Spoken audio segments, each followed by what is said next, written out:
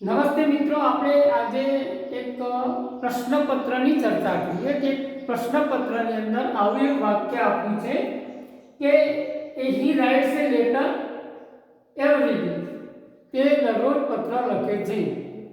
હવે આનો કાળ કયો છે? તો સાદો વર્તમાન કાળ છે. ત્રીજો પુરુષ એક વચન છે એટલે એસ લાગેલો છે.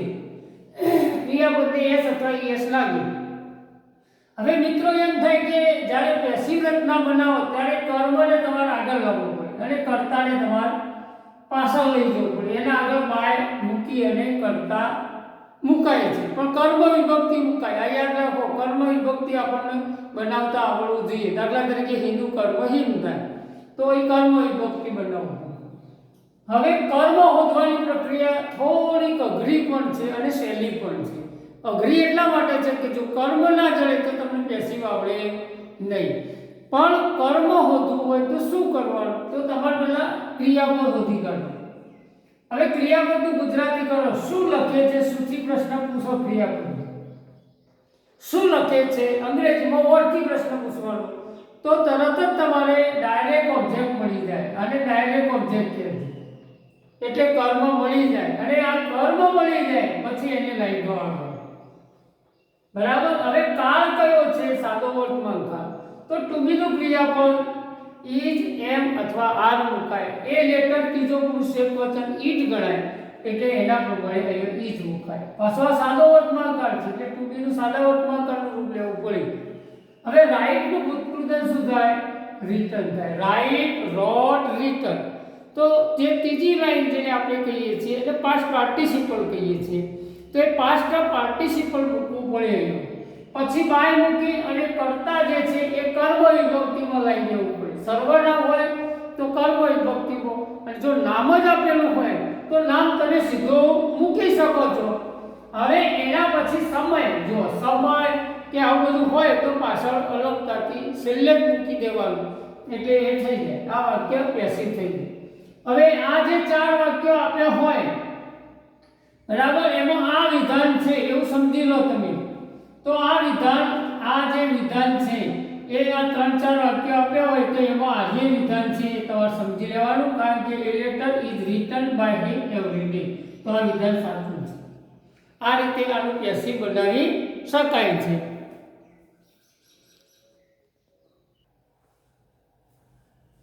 મિત્રો આપણે હવે એક બીજું વાક્ય જોઈએ તો ઇનડાયરેક્ટ સ્પીચનું છે. હવે આ પ્રશ્નપત્રની અંદર કેવું વાક્ય પૂછ્યું છે કે ઇનડાયરેક્ટ સ્પીચ બનાવો. હવે ઇનડાયરેક્ટ સ્પીચ એટલે શું? તો કોઈ વાક્ય સામસામે બોલાય. આ એક કોમ્યુનિકેશન સ્કિલ છે. એટલે સામસામે બોલાય તો આપણે એને ડાયરેક્ટ સ્પીચ કહીએ. દાખલા કે બે વ્યક્તિ સામસામે વાતો કરતી હોય તો એને આપણે ડાયરેક્ટ સ્પીચ કહીએ છીએ. પણ ઘણી વખત એવું બન્યું કે ડાયરેક્ટ નહીં, પણ એ ત્રીજી વ્યક્તિને વાત કરે તો એ ત્રીજી વ્યક્તિ શું કહેવાય? એ આ વાત જે છે x માંથી y માં આવે અને y વાળી વ્યક્તિ ત્રીજી વ્યક્તિને વાત કરે એટલે જેડલે વાત કરે ધારો કે, તો તેમાં કેટલાક ફેરફારો થાય છે. અને એ ફેરફારો કેવા હોય છે? સમયના ફેરફારો હોય એટલે કાળ બદલાય. સ્થળના ફેરફારો હોય એટલે સ્થળ બદલાય. અને સમયદર્શક શબ્દો હોય તો સમયદર્શક શબ્દો પણ બદલાય છે. તો હવે આપણે આ બિલકુલ સહેલું વાક્ય છે. હવે આપણે જો એકલું શેડ આપ્યું હોય, ઇનડાયરેક્ટ સ્પીચ કરીએ એટલે x નામની વ્યક્તિ એટલે સી વ્યક્તિ જે બોલે છે એ એમ કહે છે કે હું માર્કેટમાં જઈ રહી છું. હવે એણે જે કહ્યું કે તેણે કહ્યું હું માર્કેટમાં જઈ રહી છું. તો અહીંયા એ માર્કેટમાં જઈ રહી છે એવું વાક્ય છે. હવે આપણે વાક્ય એ વ્યક્તિ તો જતી રહી, હવે એ વાક્ય હું બોલી રહ્યો. તો હું બોલી રહ્યો હોય ત્યારે હવે ફેરફારો શું થાય એ જોઈએ આપણે. તો એકલું શેડ હોય એટલે કે બોલનાર વ્યક્તિ એકલો જ હોય, સાંભળનાર ના હોય, તો તમારે શેડનું શેડ રાખવાનું. આવો એક નિયમ છે. પછી બે વાક્યો સીધા મૂકી ના શકાય, એને જોડવા પડે. એ જોડવા માટેનો શબ્દ જે છે એટલે ઇંગ્લિશમાં કન્જક્શન કહે છે. કન્જક્શન મૂકવું પડે.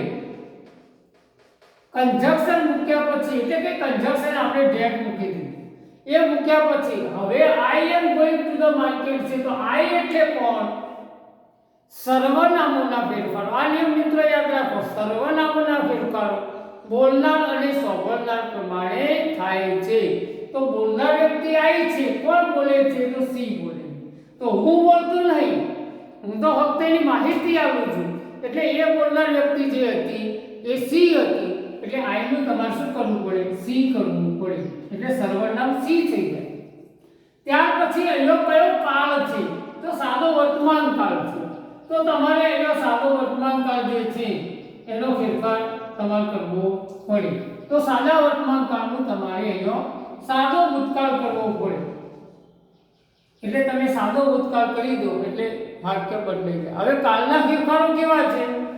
તો જો રિપોર્ટિંગ નિયમ આવો છે મિત્રો, રિપોર્ટિંગ નો સાદો ભૂતકાળ હોય તો રિપોર્ટેડ સ્પીચ, આ સ્પીચ કહેવાય.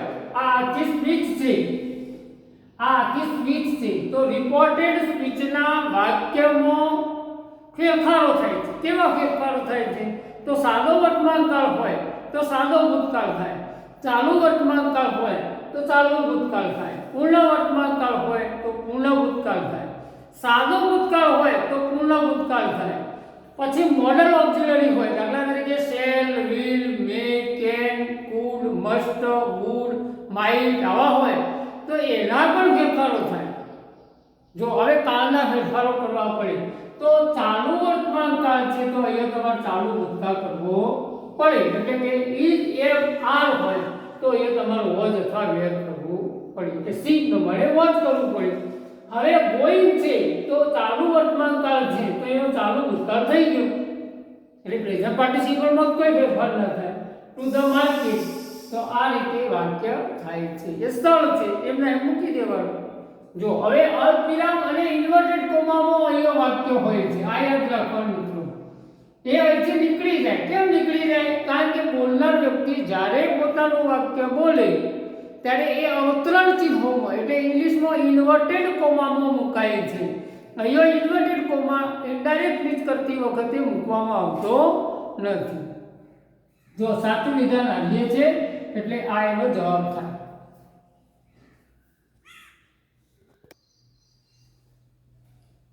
મિત્રો અહીંયા એક ખાલી જગ્યા મૂકી છે. એ ખાલી જગ્યા આપણે પૂરવાની છે. વિકલ્પો આપ્યા છે એટલે fill the blanks, fill the blanks,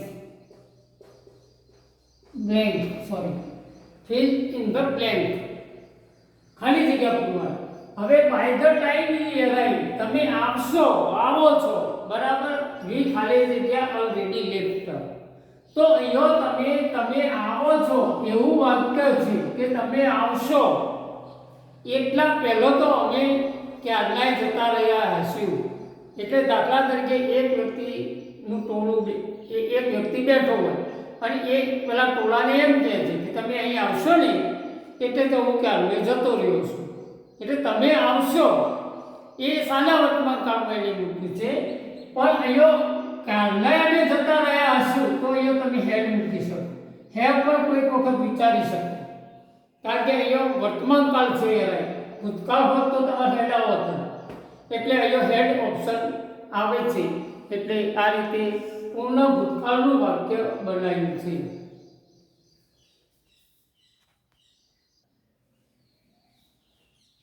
મિત્રો હવે એક વાક્ય છે કે જેની અંદર ખાલી જગ્યા પૂરવા fill the blank. If I had known about the party.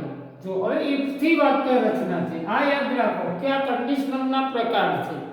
એટલે કન્ડિશન 3-4 પ્રકારની છે. એટલે પહેલો પ્રકાર છે કે સાદા વર્તમાન કાળમાં હોય તો સામેનું વિધાન સાદો વર્તમાન કાળ હોય કારણ કે એ સનાતન સત્ય હોય.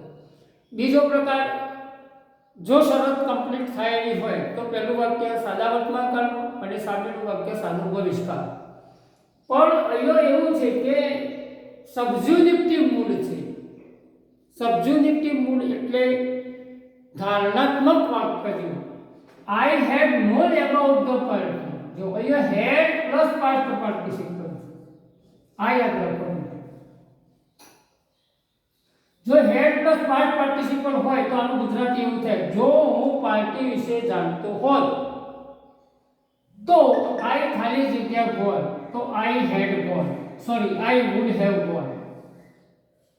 તો હું ત્યાંથી જતો રહ્યો હોત એવું કહેવા માટે અહીંયા સબ્જેક્ટિવ મૂળ would have plus past participle. આવું મૂકી શકાય. એટલે અહીંયા ભૂલ આવે, અહીં હેવ આવે અને ગોન આવે. સબજુનિટની મૂળ કહેવાય. આ કન્ડિશનલ સેન્ટેન્સનો એક પ્રકાર છે. એટલે આ રીતે આવું વાક્ય બનાવી શકાય. મિત્રો, વિડીયોને લાઈક કરજો, શેર કરજો અને આ પરીક્ષાલક્ષી વાક્યો છે એટલે જાહેર પરીક્ષામાં આવા વાક્યો મૂકી શકાય છે.